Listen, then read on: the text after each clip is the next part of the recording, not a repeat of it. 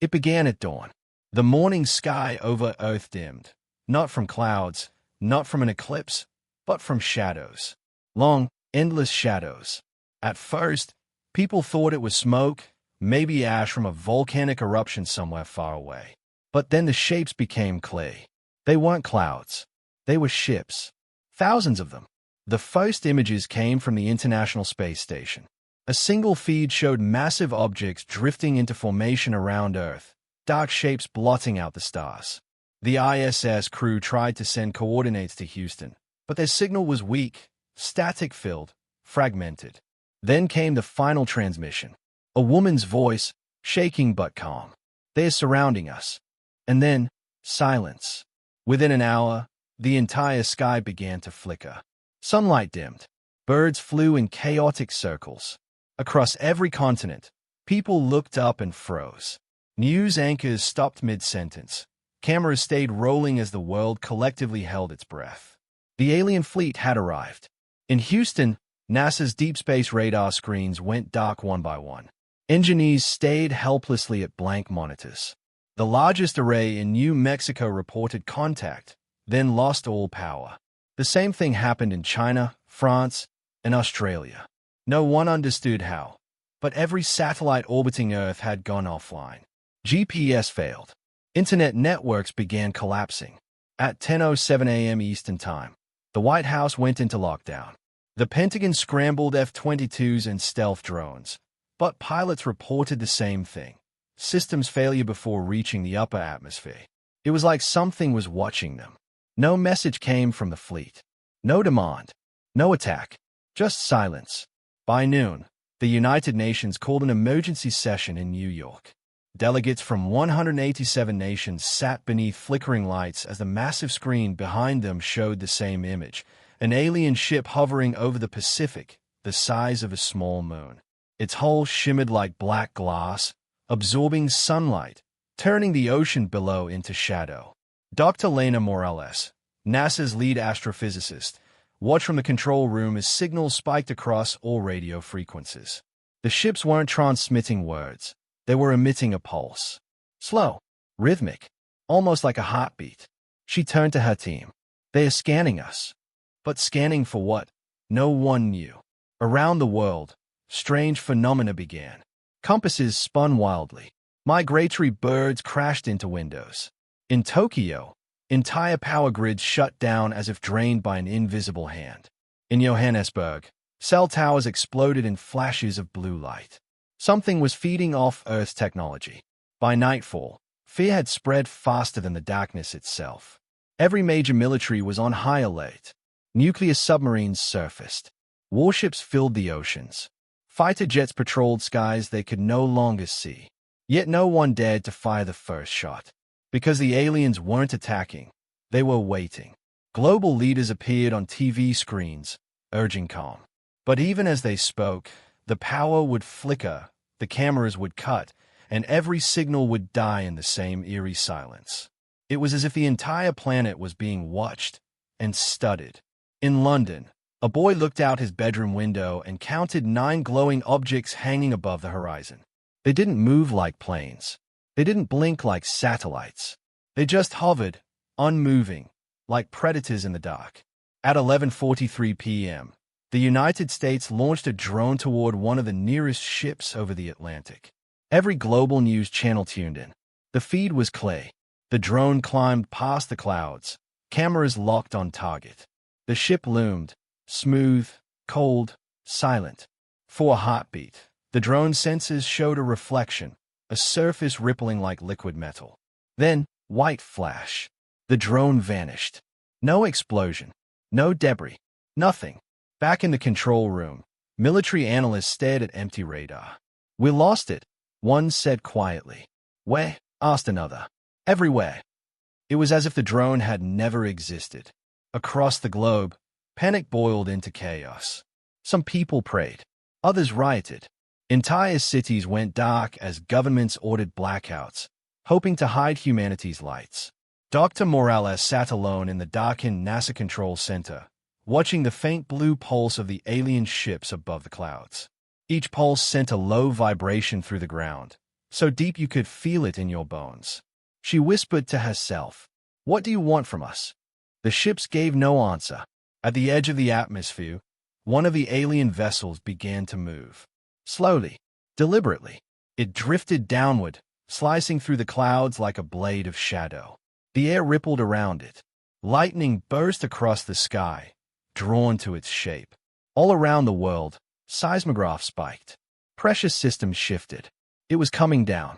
In the Pacific, fishermen saw a light descending into the ocean, a glowing sphere falling from the clouds, trailing smoke and fire. Then came the sound, a deep, thunderous roar that rattled windows on distant islands. Every camera pointed to the same point on the map, the coordinates near Hawaii. Something massive had entered Earth's atmosphere, and it wasn't leaving. That night, the world did not sleep. Children cried under beds. Soldiers waited with their fingers on triggers they were told not to pull. Above them, in the darkness where stars once shone, thousands of alien ships hung motionless, surrounding the planet like a silent cage. Earth was no longer alone. It was trapped, and somewhere deep beneath the waves, whatever had fallen from the sky was waking up. The world held its breath. For hours, satellites showed nothing but clouds swirling over the Pacific. The massive object that had entered Earth's atmosphere was gone. No heat signature, no radar return. Only a faint electromagnetic pulse rippled across oceans and continents. But deep beneath the waves near Hawaii, the U.S. Navy heard it. Sonar picked up something vast moving along the ocean floor.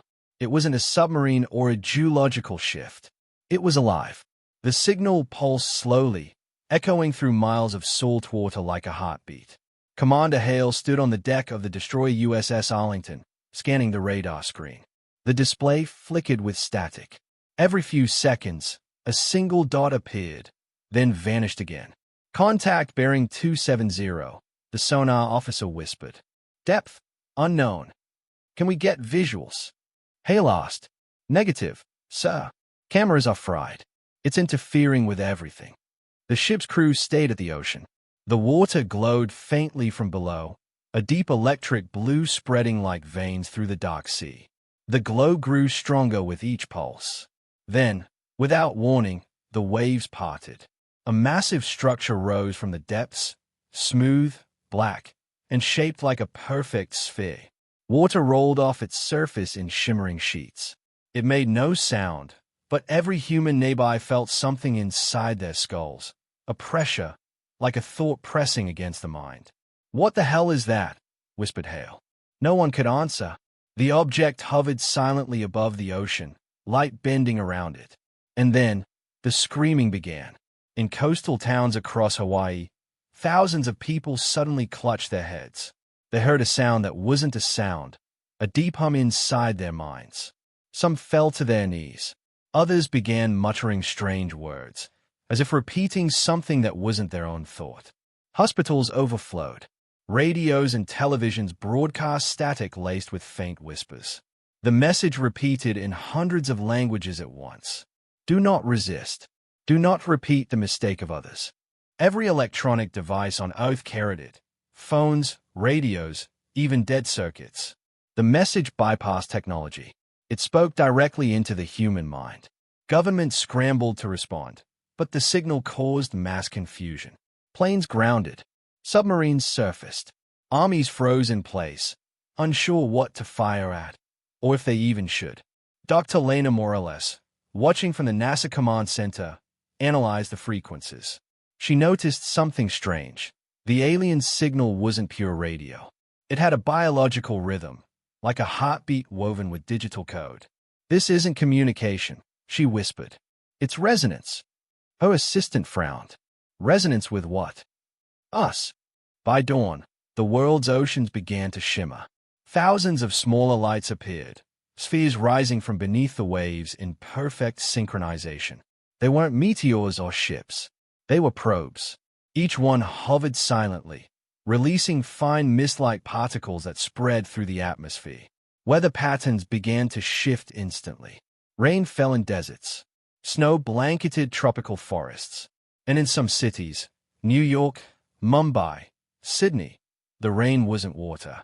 It was black, thick, heavy. Samples collected by scientists showed impossible elements, compounds that did not exist on the periodic table. The UN issued an alert. But before the broadcast ended, the live feed cut out. The same blue light appeared on screens everywhere. Then, the voice returned. Containment initiated. The species will not spread. In Houston, Dr. Morales and her team traced the pulse pattern coming from the Pacific sphere. It wasn't random. It was forming mathematical shapes, fractals, identical to patterns found in human DNA. She stared at the data, her eyes widening. "They're mapping us," she said. "Every cell, every frequency. They're not here to destroy us. They're trying to understand us." Her assistant leaned forward. "Then why all this?" Dr. Morales hesitated, watching the faint red glow spreading across Earth's atmosphere. "Because they are afraid of something." As night fell again, humanity's fear turned into chaos. Major cities declared martial law. Planes fell from the sky as navigation systems went blind. The internet collapsed. Communication became impossible. The fleet above Earth shifted slightly, moving into a new formation, an orbiting web of light surrounding the entire planet. Every ship pulsed in unison with the heartbeat from the Pacific. It wasn't an invasion anymore. It was a containment field. In Tokyo, an amateur radio operator named Kenji picked up a faint signal between the alien pulses. He recorded it and played it back at slow speed. Beneath the alien hum, a voice whispered softly, human, terrified. "We tried to warn you. We thought we could stop them. They are not alive. They consume." Kenji uploaded the recording to the last functioning network he could access. Within minutes, the signal spread across what remained of the world's servers. People everywhere heard it. Some dismissed it as fake. Others believed it. The truth didn't matter. Panic grew again. Back in the Pacific, the sphere that had risen from the ocean began to crack open. Its outer layer peeled away, revealing bright veins of white light pulsing beneath. Commander Hale watched from the USS Arlington, his crew barely holding position as the sea churned around them. "Sir," said the sonar officer, "something's coming out." The water exploded upward. From within the sphere, a shape emerged. Massive, alien, shifting like liquid metal. It had no eyes, no face, but it looked directly at them. The ship's instruments failed instantly. Radios melted in their casings. And then, for the first time, something spoke aloud. Not through machines, not through minds. A voice thundered across the ocean, low and cold. "Do not resist." The Arlington's hull shuddered. The crew screamed as every light turned white. Then, silence. When rescue teams arrived hours later, there was no ship, no crew, no debris, just calm water, glowing faintly in the dark. In Houston, Dr. Morales watched as seismographs registered a new tremor under the Pacific, something moving fast, tunneling beneath Earth's crust. She didn't blink as she whispered to herself, "It's digging." Outside, thunder rolled across the night sky. The alien fleet above the clouds shifted again, closer now, watching. And deep below, in the black water where the Arlington vanished, the heartbeat grew louder. By morning, the world had changed again. The ocean glowed. The sky flickered red. Every radio frequency on Earth pulsed with the same deep tone, a rhythmic, steady thump.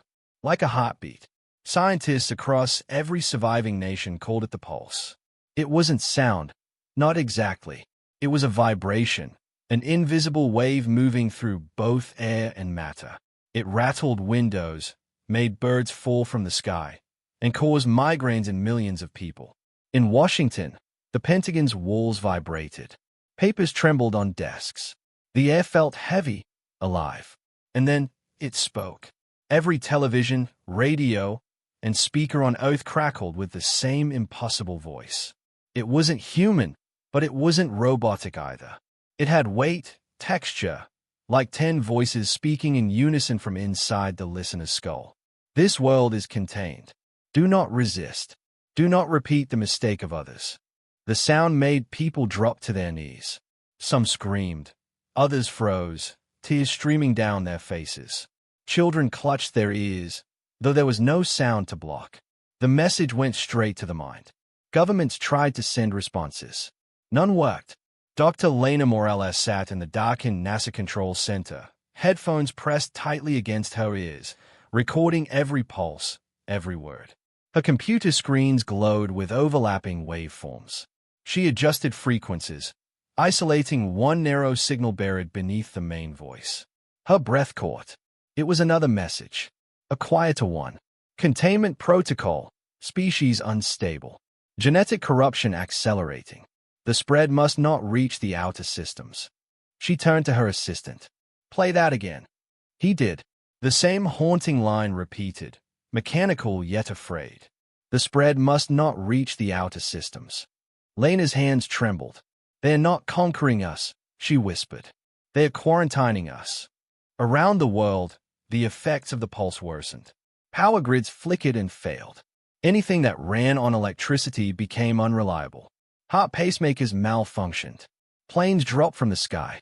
Even animals began to sense it. Dogs howled. Whales beached themselves. Birds flew in chaotic spirals until they fell dead from exhaustion. And yet, amid the chaos, something else happened. Something strange.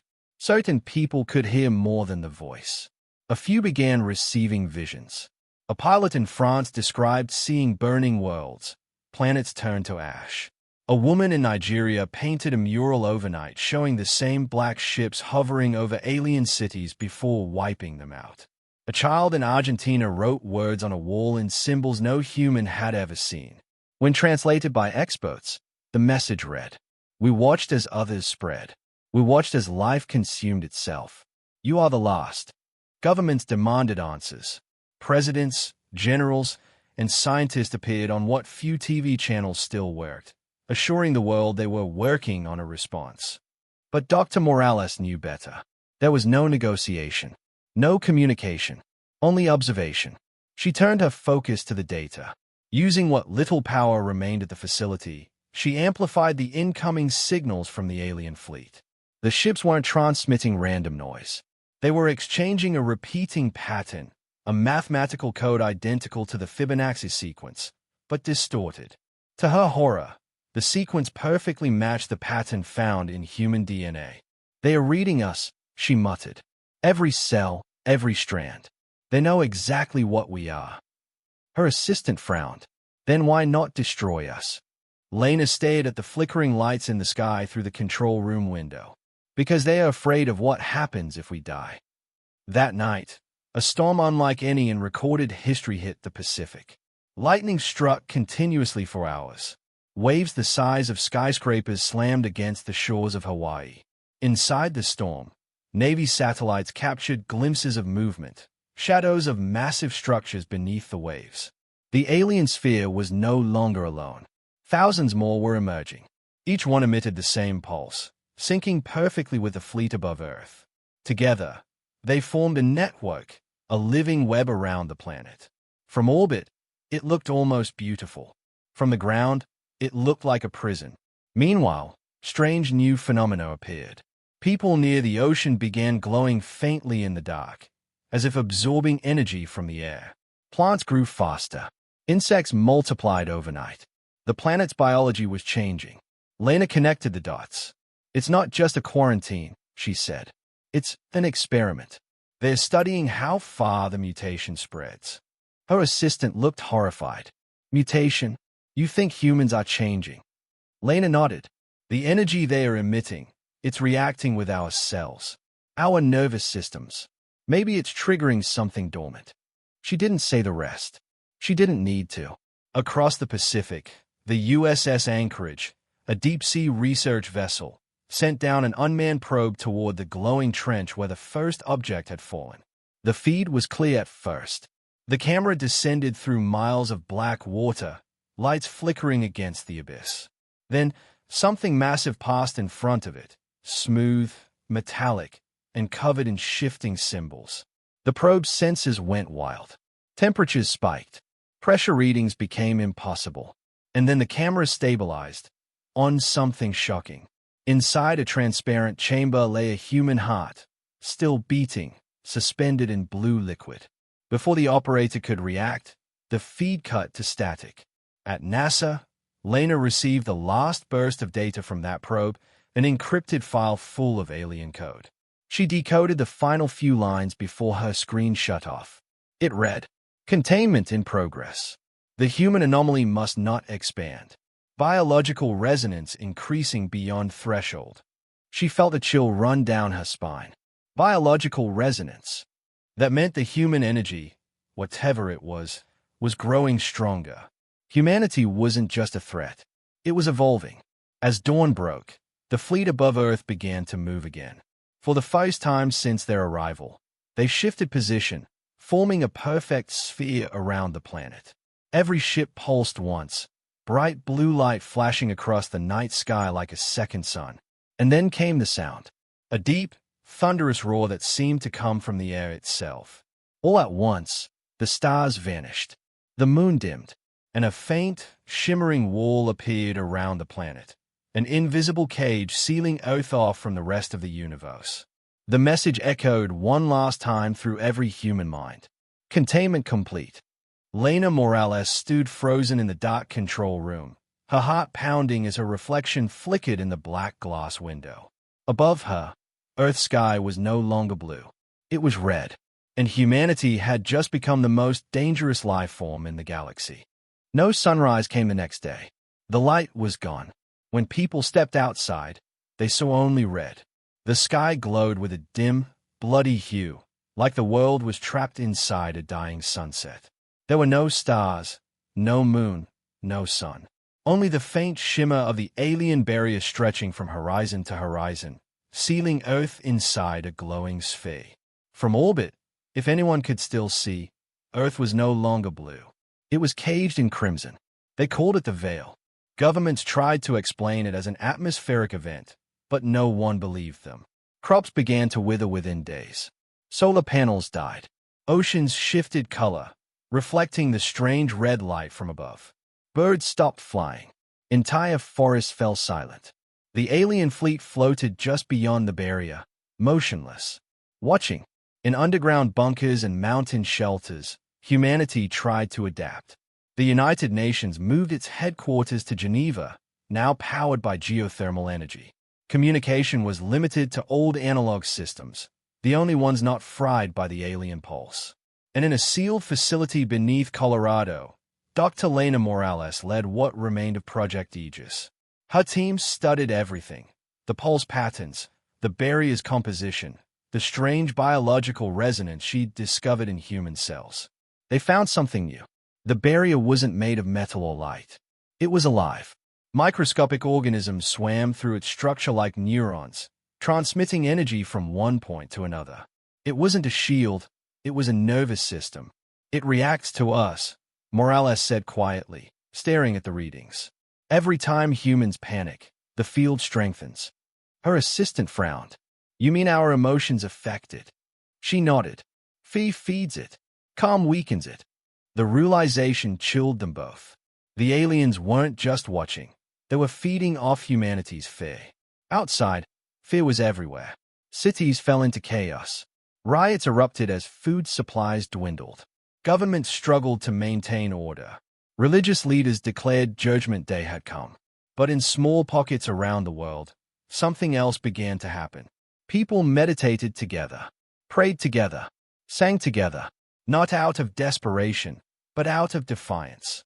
And in those rare moments of peace, witnesses reported something impossible. The red sky flickered, turning faintly blue for just a heartbeat. Word spread quickly. A group of monks in Nepal meditated for 24 hours straight. The veil above their monastery rippled and cracked like glass. A crowd in Kenya gathered and began to hum in unison, refusing to be afraid.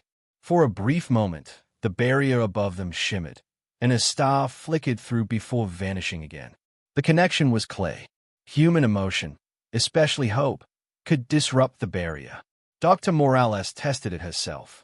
She entered a containment room lined with metal and powered a small section of alien material taken from a fallen probe. The sample pulsed softly, reacting to her presence. Her heart rate spiked.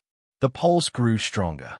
She closed her eyes, breathing slowly, focusing on calm, peaceful memories, her mother's voice, sunlight on water, the laughter of her daughter before the fall of the sky.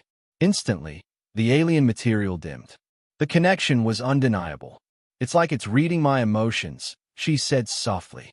"It's feeding off us, all learning from us." Her assistant leaned in. "Then what happens if we stop giving it what it wants?" Lena stayed at the dark, faintly glowing material. "Then maybe," she whispered, "it dies." Meanwhile, in what used to be Tokyo, a resistance group known as the Sky Children formed. They believed the aliens' technology could be destroyed through collective emotion. Thousands gathered in stadiums, meditating in silence for hours. Government surveillance drones recorded something astonishing. Above their gathering, the veil cracked. A single beam of sunlight pierced through before closing again. It lasted only a second, but it was enough. Humanity had hope. In Geneva, chaos erupted within the UN as nations argued over what to do. Some wanted to attack the barrier with nuclear weapons. Others warned that would only strengthen it. Dr. Morales was brought before the council via radio transmission. "We can't fight it with force," she said firmly. "We have to change what it reacts to." "Are you saying," one general asked, "that we feel better and it goes away?" Morales shook her head. "Not feel better. Unite. Synchronize. The barrier mirrors us. It's built from our energy. If we control that energy, we control the field." The room fell silent. For the first time, the military had no answer. But the aliens noticed. As humans began meditating and calming themselves, the fleet outside the barrier shifted positions. Their lights brightened, and a new signal pulsed through the atmosphere. Every human heard it, not in their ears, but inside their heads. "Do not resist. Do not transcend." The message repeated, more forceful this time, like a warning. Morales stayed at the monitors as energy readings spiked. "They escaped," she whispered. "We're doing something they didn't expect." Suddenly, every screen in the control room went black. The lights flickered, then returned, showing a single image. A child, a little girl, no older than 8, staring blankly into the camera. She opened her mouth, and the alien voice spoke through her. "Stop the resonance, or your world will collapse." Then the image vanished. The room went silent. Morales whispered, "They are losing control." That night, in a small village in Argentina, a storm rolled in. The villagers huddled together, terrified as thunder shook their homes. Among them was a young girl who had seen the broadcast earlier that day. She closed her eyes, whispered a prayer, and screamed, loud enough to shake the air. The sound echoed like glass breaking. Above the village, the red barrier shattered for a split second, revealing a piece of the real night sky. For the first time in weeks, the people saw stars, and the aliens reacted instantly. The fleet pulsed brighter, sending massive waves of energy toward the barrier. But something unexpected happened. The waves didn't strengthen it, they disrupted it further. Humanity had found a weakness. Dr. Morales watched the readings spike on her monitors and whispered the words that would change everything. "They think they've trapped us, but the cage they built is breaking." Above Earth, the alien ships adjusted formation again, tighter this time. Because for the first time since their arrival, humanity wasn't afraid. And the aliens could feel it. The cracks spread.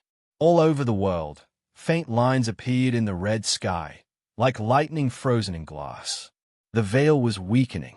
For the first time in weeks, sunlight broke through over small parts of the planet. The news traveled fast, even through broken radios and word of mouth. "The sky is bleeding light." Dr. Lena Morales didn't sleep for 3 days. Her lab in Colorado was filled with strange readings, energy pulses, emotional surges, global electromagnetic waves that didn't match any known pattern. Humanity's feelings were sinking like a global heartbeat, and it was growing stronger. Across continents, people started feeling each other, literally. When one group meditated in Africa, people in Europe felt warmth in their chests. When survivors in Asia began singing, those in South America heard faint echoes in their dreams. Something deep beneath the veil was connecting all humans together. Project Aegis called it the resonance. At first, it was weak, like static in the mind. But soon, people began sharing visions, memories that weren't theirs, flashes of other faces, sensations from the other side of the world. Governments panicked. Military leaders called it a mass hallucination. But Morales knew better. They tried to contain us, she told her team, staring at the data, and instead they linked us. In London, a man named Ethan Rowe, a former soldier, led a small resistance network. He had seen the veil flicker above the River Thames the night before, and now, his team was tracking pulse readings through scavenged alien tech. The strange devices responded to human voices. When people sang or shouted in unison, the devices emitted harmonic tones, tones that cracked the sky. Ethan recorded one of the tones and broadcast it on every surviving radio frequency. To anyone listening, his voice said, "This is not the end. This is a signal. Don't hide. Don't be afraid. Feel. Together. That's how we fight them." The message spread like wildfire. From New Delhi to New York, people gathered in open spaces, chanting, humming, praying. The air shimmered with invisible waves of human emotion. The aliens responded instantly. Their fleet moved for the first time in weeks. Dozens of massive ships descended closer to the barrier, forming a perfect ring above the planet. Then, one by one, their lights turned from blue to white. "They are charging," Morales whispered. "They are going to seal us again." Suddenly, global communications lit up with a signal, human voices intercepting the alien channel. Static roared. Then a voice emerged. "It wasn't human. Your emotions are dangerous. Your unity destabilizes the field." Dr. Morales froze. "They are scared of us. You must stop, or your planet will collapse." Morales clenched her fists. "They don't understand. We're not collapsing. We're waking up." The aliens made their next move. A giant beam of light shot down from orbit, striking the Atlantic Ocean. The sea boiled. Entire weather systems collapsed in seconds. Hurricanes erupted out of nowhere, tearing across the coasts. It was their warning shot. But instead of fear, something else happened. Millions of humans around the world felt the attack together, through the resonance. It wasn't pain. It was fury, defiance. A single shared instinct burned through the network of human minds. Fight back. And the veil trembled. In the ruins of Tokyo, the sky children gathered again. Thousands sat in silence, eyes closed, minds open. They didn't speak. They didn't chant. They simply felt love, courage, unity. The air above them shimmered. Then, with a sound like thunder cracking in reverse, a massive section of the red barrier vanished. The stars shone down on Tokyo for the first time in months. The people cheered. The aliens panicked. From orbit, several alien ships turned and fled toward the dark edges of space, vanishing as if recalled.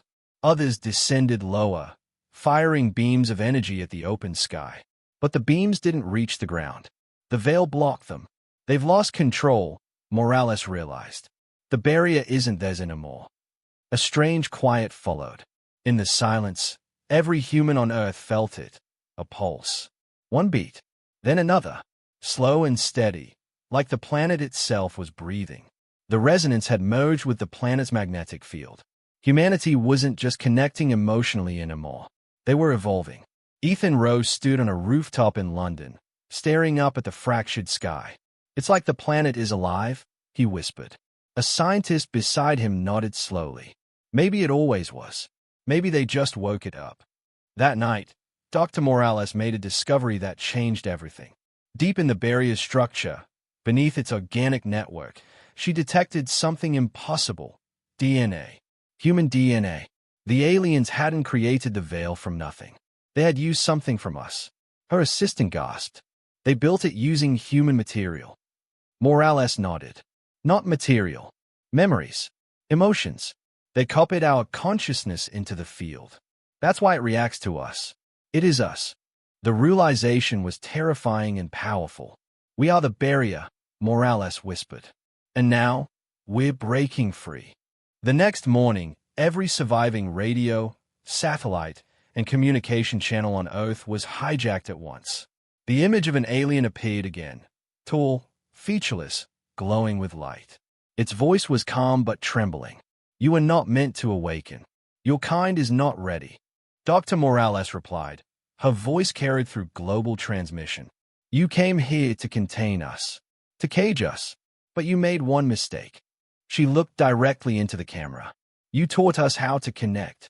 The alien's expression changed, an emotion humans had never seen on its face before. Fear.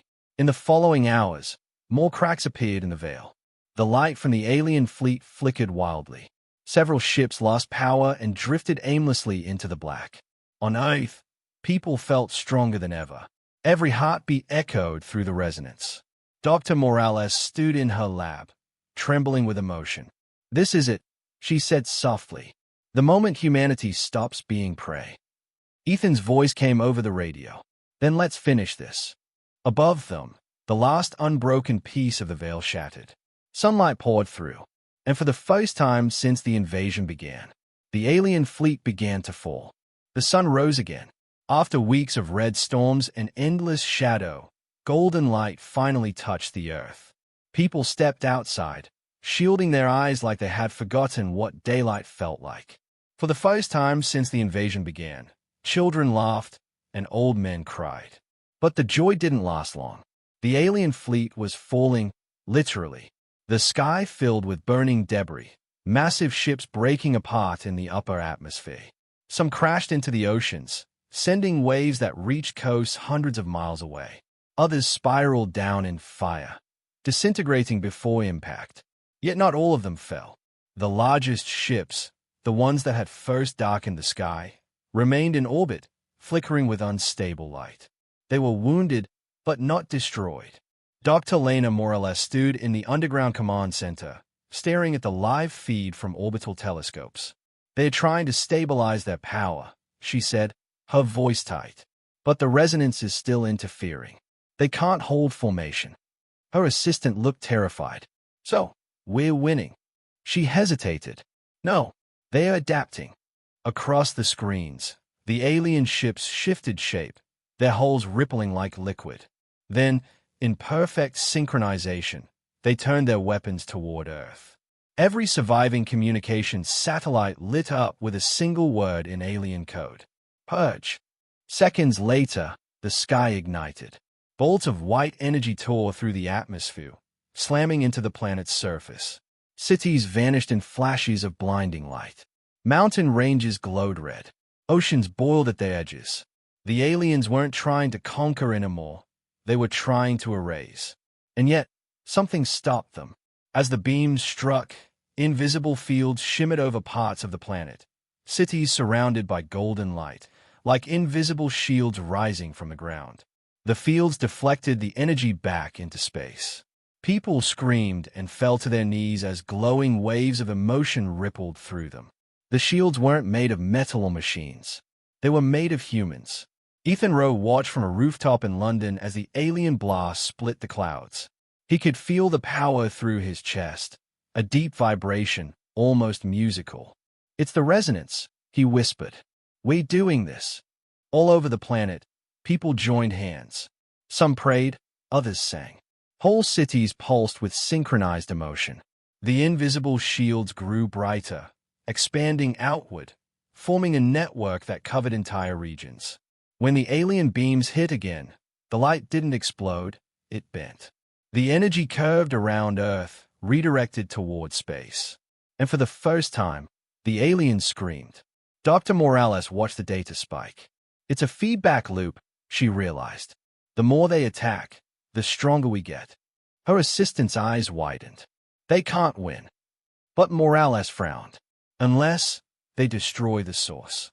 She quickly scanned the orbital readings. Deep below the Pacific, where the first object had crashed, the massive black sphere, they were detecting violent energy surges. It was pulsing again. "They're not retreating," she whispered. "They're waking something up." Meanwhile, in the Pacific Ocean, the water churned violently. The black sphere, silent for weeks, began to rise. Its surface cracked open, releasing blinding white light into the sky. Tsunamis erupted. Whirlpools tore through the deep. Satellite images showed it clearly. The sphere wasn't a ship. It was a core, a planet-sized machine, and it was connected to the alien fleet. The aliens weren't here to invade. They were here to reactivate it. Ethan's team intercepted the alien frequency again. The message was clearer this time. Containment failed. Core awakening. Humanity must not synchronize. Dr. Morales decoded the signal. Her face went pale. They built that core millions of years ago, she said, to stop species like us from evolving. Every planet they find, every world that becomes self-aware, they cage it, reset it. Her assistant gasped. Then what happens if we break free? Morales looked up at the screen. Then we become something they can't control. The alien fleet regrouped. Massive ships formed a tight circle around the rising sphere. They poured all remaining energy into it, lightning arcing across the sky. The entire planet trembled as the sphere began to open like a colossal flower, revealing a glowing heart of blue light. It wasn't a weapon. It was a reset signal, a pulse designed to erase all thought, all memory, all emotion. If it fired, humanity would go silent forever. Morales grabbed her radio. Ethan, it's charging. You have minutes, maybe less. Then we end this now, Ethan replied. He turned to his people, faces lit by the burning horizon. They think we're just humans. Let's prove them wrong. From every corner of the world, humans reached out, not just with their minds, but their hearts. They didn't know each other's names or languages, but they felt together. A mother in Brazil, a child in India, a soldier in Ukraine, a monk in Tibet, a firefighter in Los Angeles. All of them thought the same thing. We are not yours. The resonance exploded into the sky, visible light streaking upward like auroras. The golden waves wrapped around the planet, then shot straight into space, striking the alien fleet head-on. Their ships convulsed. Circuits melted. Voices screamed through the static. Morales watched in awe. We're burning them from the inside out. But the sphere's core was still active. It began to spin faster, the light inside turning white-hot. Ethan looked up. We can't stop that thing from here. Morales' voice came through the radio, calm and certain. Maybe we can't. But someone has to go inside. There was silence. Then Ethan smiled faintly. Guess that's me. He climbed into the last working shuttle on Earth, a patched-together craft built from alien wreckage and human ingenuity. As he lifted off, people across the world felt it through the resonance. His courage, his heartbeat, his determination. The shuttle vanished into the clouds, heading straight for the glowing sphere. The world watched, breathless. Above the burning ocean, the sphere opened completely. Ethan's ship disappeared into the light. Dr. Morales whispered, his inside. Then, without warning, boom, the entire sky shattered. Alien ships disintegrated mid-orbit, falling like comets. The red clouds vanished. The veil was gone, and the world was silent once more. But deep beneath the Pacific, the sphere still glowed faintly. Its heartbeat hadn't stopped. Something inside it had changed. Something human.